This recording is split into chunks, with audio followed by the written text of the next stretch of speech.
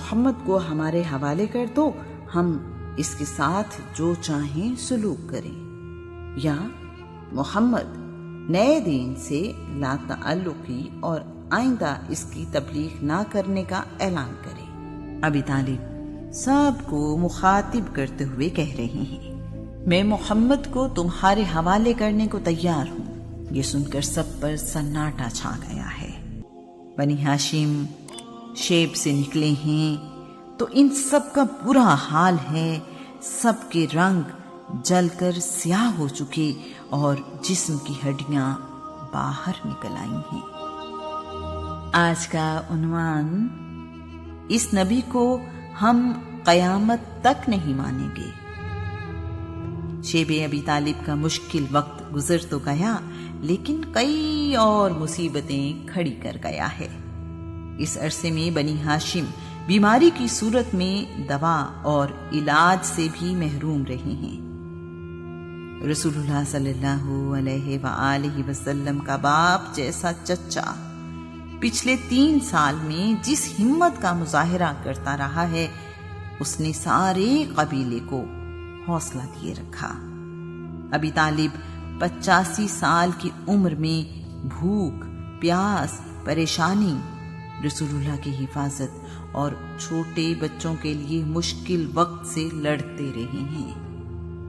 ہمت کا پہاڑ تو اس سب پر خوش ہے کہ میرا بھتیجا خیریت سے ہے۔ ابی طالب نے رسول اللہ کو پاس بلا کر محبت سے اپنے قریب بٹھا لیا ہے۔ رسول اللہ سے کہہ رہے ہیں، بیٹا جب میں مر جاؤں تو تم یثرب میں بنی نجار میں اپنے دادا عبد المطلب کے اور اپنے ننہال کے پاس چلے جانا۔ وہ اپنے لوگوں کی سب سے زیادہ حفاظت کرنے والے ہیں۔ شیب سے واپس آ کر ابی طالب بیماری سے اٹھ نہیں سکے اور تقریباً 8 مہینے بعد شعبان 10 نبوی کو وفات پا گئے ہیں۔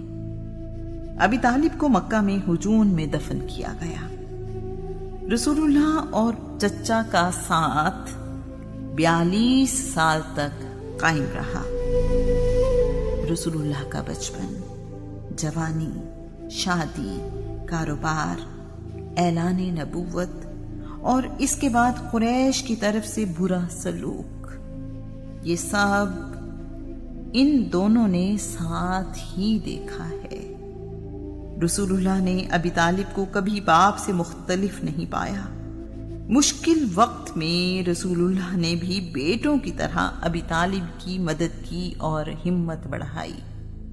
ابھی چچا کی وفات کو کچھ دن ہی گزرے ہیں کہ رسول اللہ پر سب سے پہلے ایمان لانے والی سیدہ خدیجہ 10 رمضان 10 نبوی یعنی 619 عیسوی کو اللہ کو پیاری ہو گئی ہیں۔ وہ خدیجہ جنہوں نے اپنی زندگی رسول اللہ کے لیے وقف کر دی، رسول اللہ کا دست و بازو بنی، مشکل ترین حالات میں رسول اللہ کا ساتھ دیا،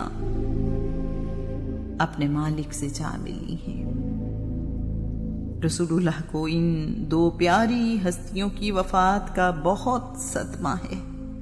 آپ نے اس سال کو عام الحزن یعنی غم کا سال قرار دیا ہے۔ سیدہ خدیجہ رسول اللہ پر اس وقت ایمان لائیں جب دوسرے لوگوں نے انکار کیا، رسول اللہ کی اس وقت تصدیق کی جب لوگوں نے رسول اللہ کو جھٹلایا، رسول اللہ کو اس وقت حوصلہ دیا جب اللہ کے کلام کے جلال سے رسول اللہ گھبراہٹ کا شکار تھے، رسول اللہ کے اخلاق اور حسن سلوک کی گواہی دی اور زندگی بھر ان کا ساتھ نبھایا۔ جبرائیل ان کے لیے اللہ کا سلام لے کر حاضر ہوئے۔ سیدہ خدیجہ کو رسول اللہ کی پہلی بیوی اور ایمان لانے والوں کی پہلی ماں یعنی ام المومنین ہونے کا اعزاز حاصل ہے۔ جب تک سیدہ خدیجہ حیات رہی، رسول اللہ نے دوسرا نکاح نہیں کیا۔ سیدہ خدیجہ 25 سال تک رسول اللہ کے نکاح میں رہی۔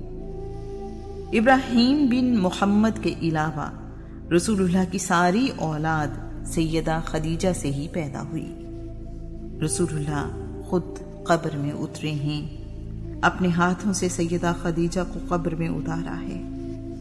سیدہ خدیجہ مقام حجون یعنی جنت المعلی قبرستان مکہ میں دفن کی گئی ہیں۔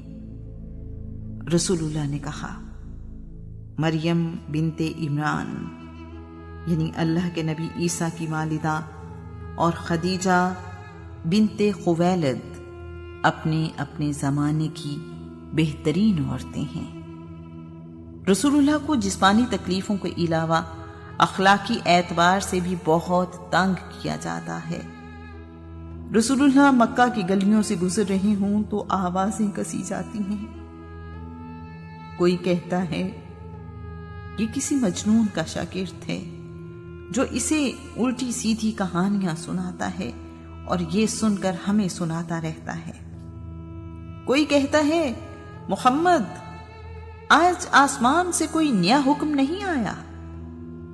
کوئی یوں دل دکھاتا ہے خدا کو رسول بنانے کے لیے تمہارے علاوہ کوئی اور نہیں ملا۔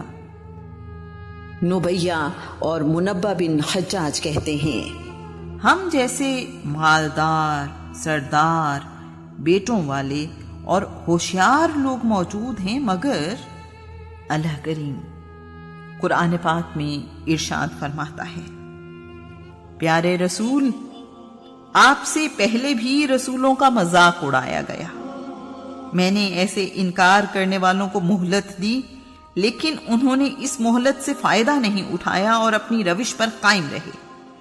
کچھ وقت گزرنے کے بعد میں نے انہیں گرفت میں لے لیا، اب بھی ایسا ہی ہوگا، آپ دیکھ لیں کہ میرا عذاب کیسا سخت تھا۔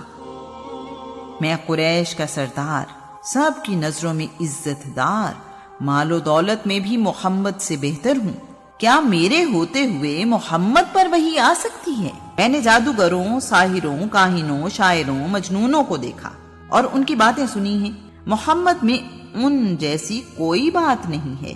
جب ان پر ہماری آیات تلاوت کی جاتی ہیں تو وہ طنزیہ انداز میں کہتے ہیں ہم نے سب کچھ سن لیا ہے۔